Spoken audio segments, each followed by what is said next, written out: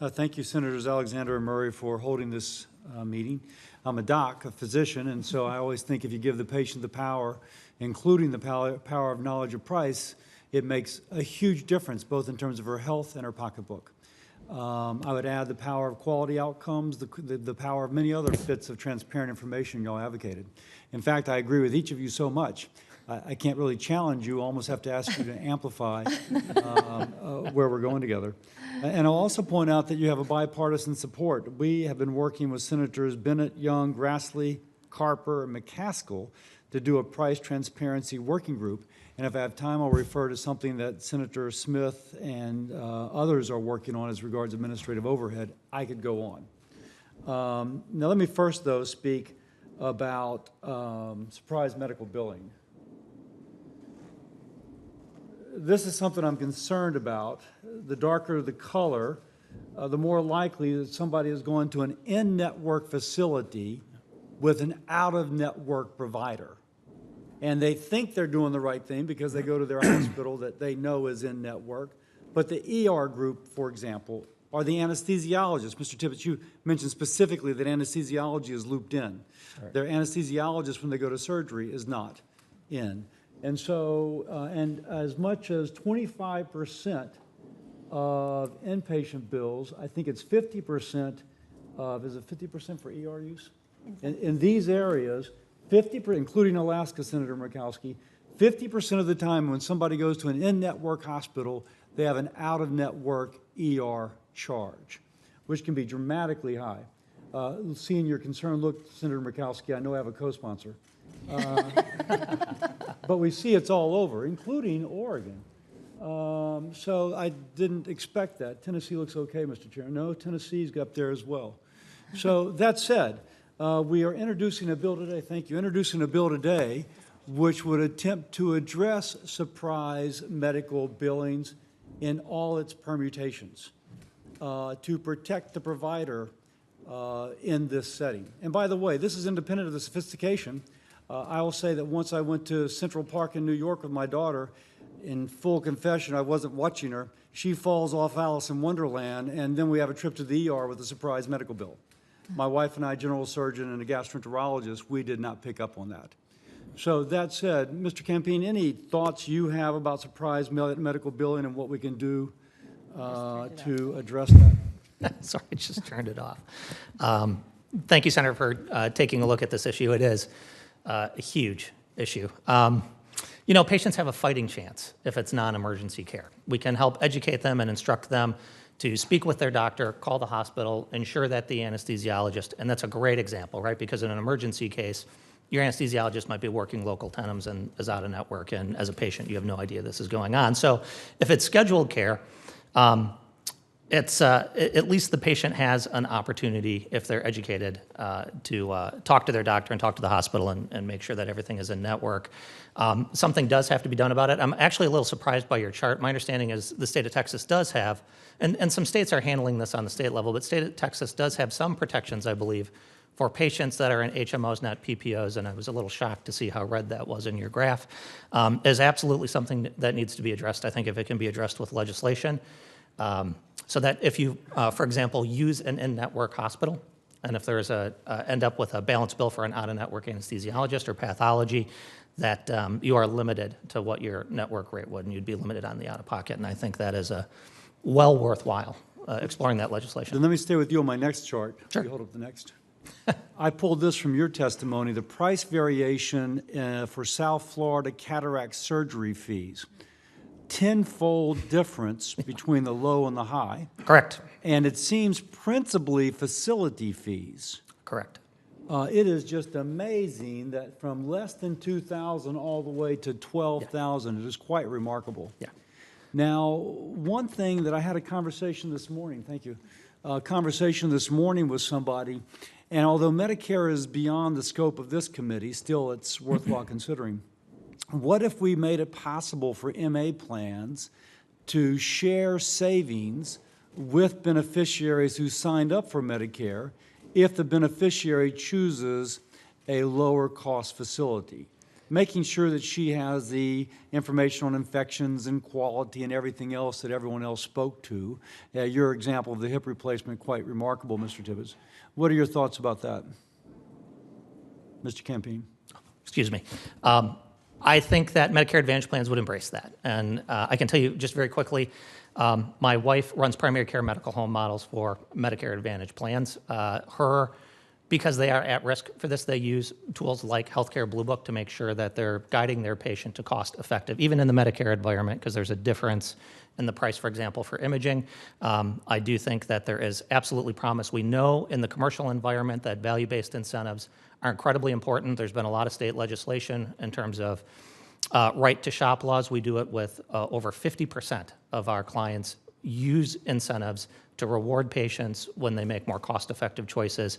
It works, it's very successful, and I believe absolutely there's an application for it in the Medicare Advantage environment. So this would be win-win, both the beneficiary would win, but also Medicare Trust Fund would pay far less potentially. Absolutely, and the plans that sponsor MA. I yield back, and I assume there'll be a second round, so I'll hang around. Thank you, Senator Cassidy. Let me build upon what Senator Kane said, though. The typical physician cannot know what the charge is from a hospital because, frankly, the hospital doesn't know. Right. It depends upon the insurer, depends upon the interaction with the patient's coinsurance, et cetera. So, Ms. Gento, one thing I've always stressed, it can't just be the physician-patient relationship as was with Marcus Welby, but there has to be an alignment of both the financial interest and the healthcare interest of the two parties. Mutually beneficial. Are you familiar with the direct primary care model, which has been to a certain extent led out of Washington State? Yes, Senator. Want to comment on that? Well, I think any time that the incentives can be aligned around Pause for a care. second.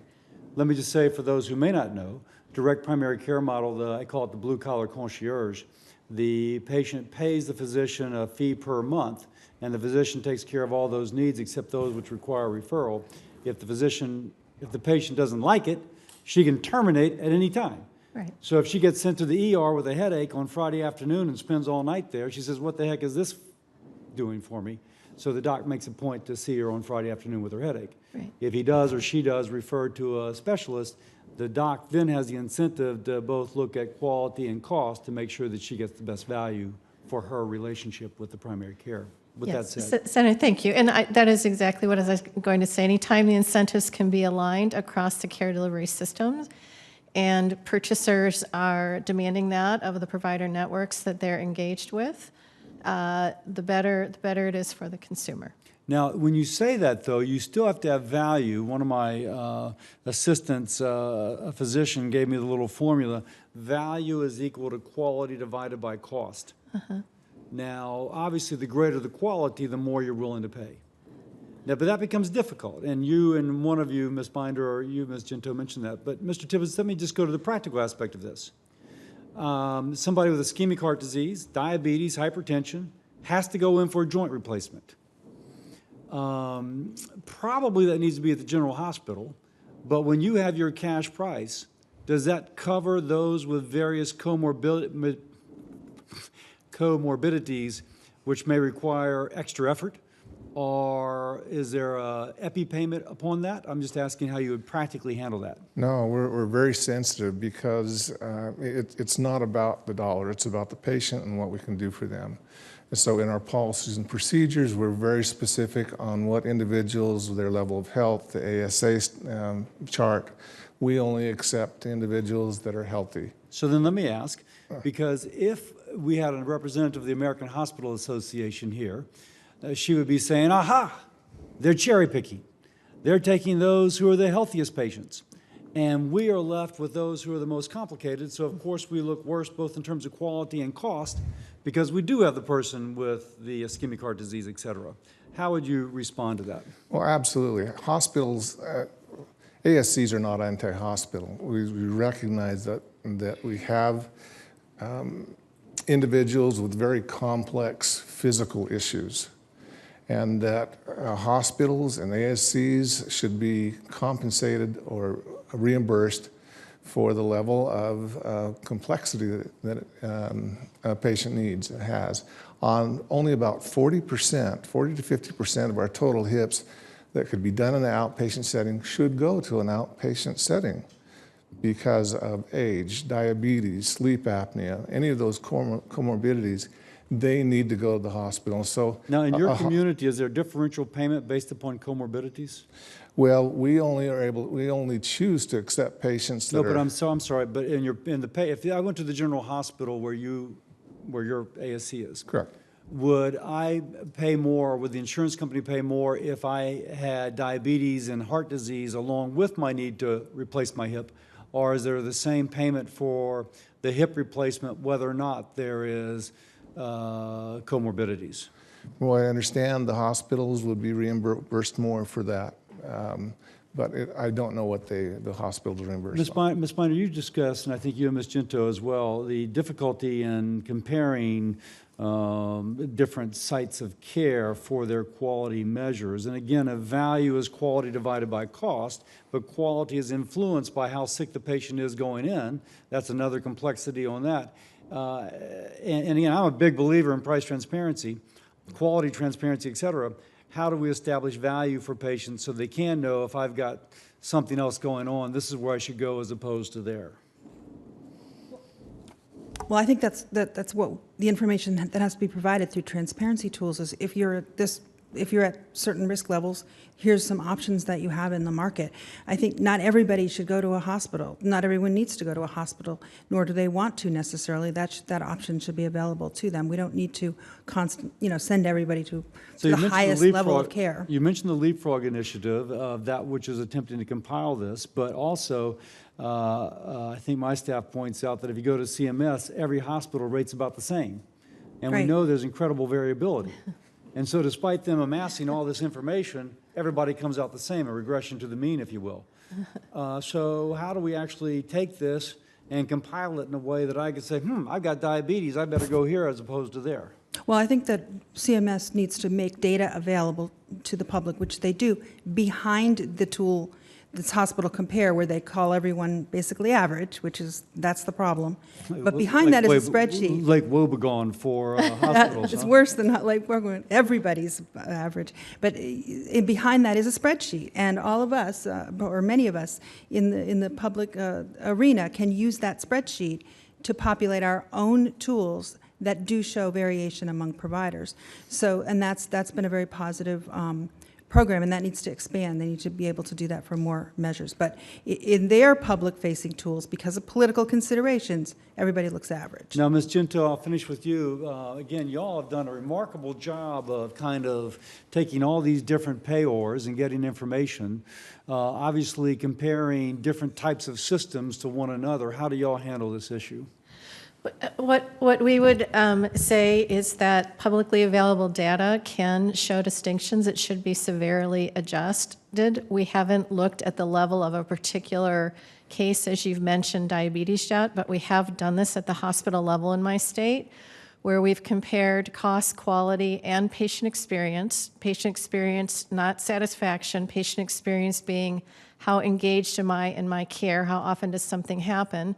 And we've shown through this study called the Hospital Value Report that, in fact, those hospitals in our state that are the most efficient are also amongst the most highest quality and have great patient experience. So we've done this in our state. So high cost is, again, not necessarily correlate with better patient experience nor better outcomes.